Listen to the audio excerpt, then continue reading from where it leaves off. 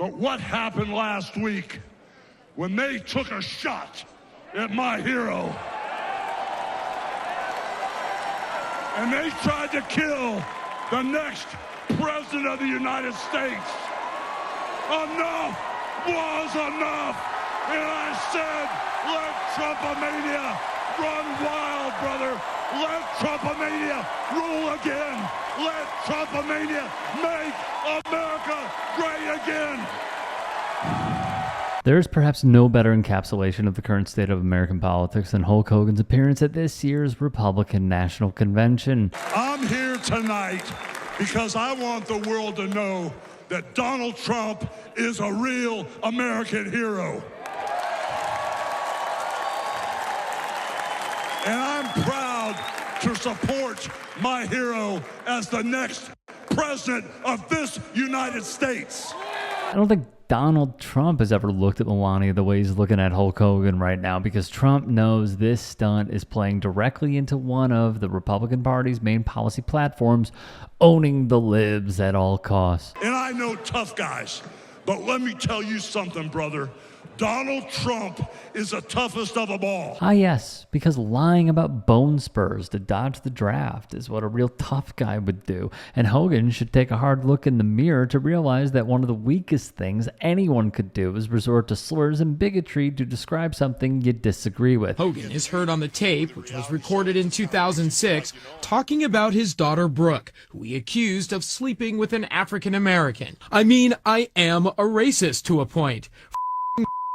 But then when it comes to nice people and whatever, then says, I mean, I'd rather, if she was going to some, I'd rather have her marry an 8-foot tall worth $100 million, like a basketball player.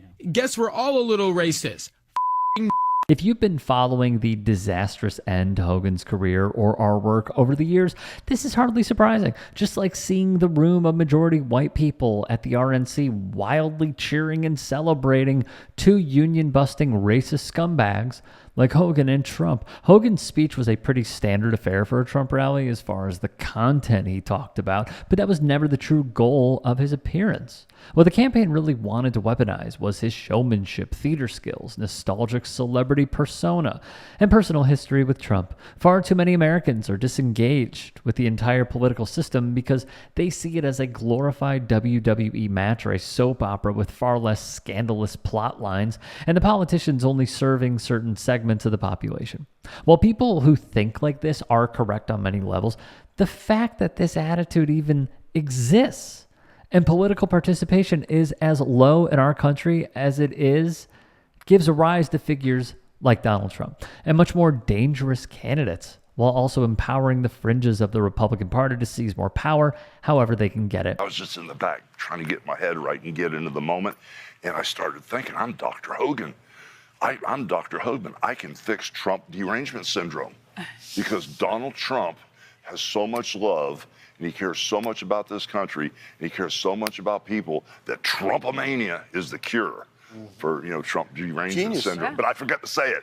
Oh, so I'm saying. Well, you just said it. I know. And all the stuff that the press writes about him, he's not that guy. As the election approaches, we're going to be seeing a lot more of Hulk Hogan on the campaign trail, but in a rather shocking move, we may also be seeing a lot more of Hogan's worst enemies. So it doesn't surprise me to see Hogan with the Republicans because Hogan's as anti-union as you can get. There still is not a union in professional wrestling. The reason I tried to do it, I was in an elevator and ran into Gene Upshaw, the great tackle guard from the Oakland Raiders. Right. And Big Gene raised his finger up and looked at me and says, you boys need to form a union. I tried to do it, and it was Hulk Hogan who ratted me out to Vince McMahon, and subsequently I was fired and lost my job. The one and only Jesse the Body Ventura. Donald Trump is for Donald Trump. And Donald Trump is going to do whatever it is that supports Donald Trump.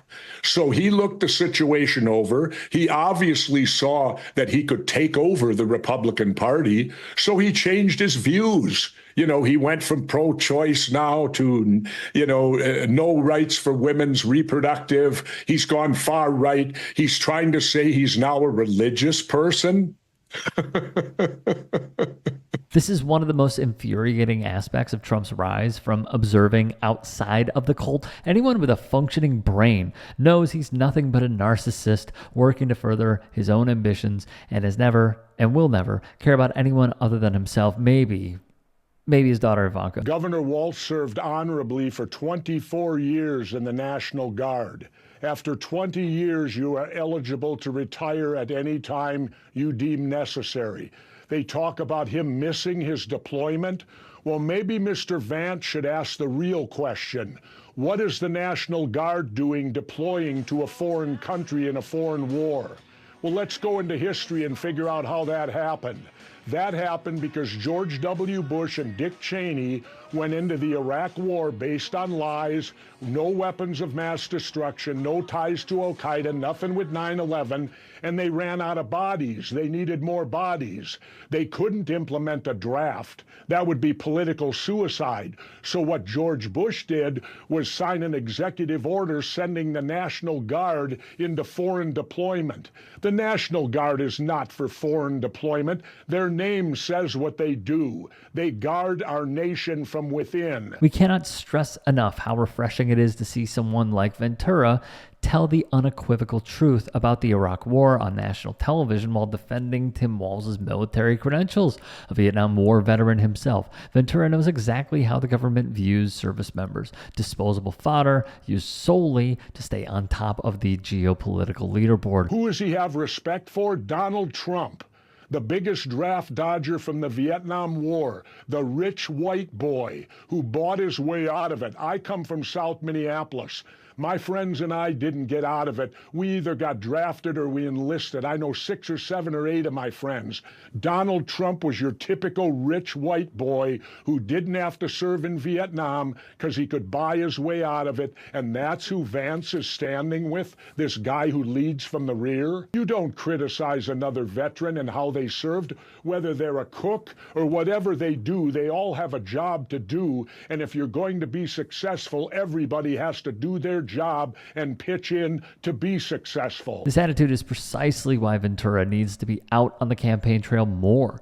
Whether it be the military, a sports team, your workplace, etc., everyone should be valued and appreciated for the work and effort they put into achieving the larger team goal, but that goes against everything the Republicans believe and base their worldview on. There shouldn't be any billionaires, and I'll tell you why. Because nobody works hard enough to get $1 billion.